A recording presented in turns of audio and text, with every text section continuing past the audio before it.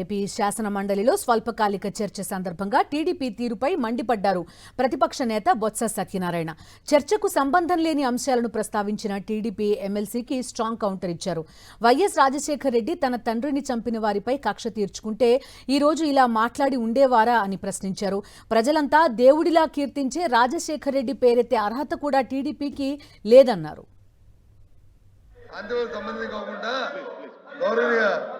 రాజశేఖర రెడ్డి గురించి మాట్లాడే గుర్తుంచుకోవాలి, సమన్వయం పాటించుకుని మాట్లాడవచ్చు. రాజశేఖర రెడ్డి గారి తండ్రిని ఎవరు చంపారు అధ్యక్ష? అదే రాజశేఖర రెడ్డి గారు కానీ దాంట్లో కక్ష తీసుకోకుంటే ఈ రోజు సభ్యులు మాట్లాడారు అధ్యక్ష. అది ధర్మ అధ్యక్ష. అయిపోయింది వాటి గురించి. రాజశేఖర గారి తండ్రి గారి మరణం అధ్యక్ష ఏం జరిగింది అధ్యక్ష? వీళ్ళ దెయ్యాలు వేలాలు వల్లించినట్లు వీళ్ళు వల్లించి మాట్లాడతారు అధ్యక్ష. దయచేసి శాంతి భద్రతల మీద మాట్లాడలేదు అధ్యక్ష.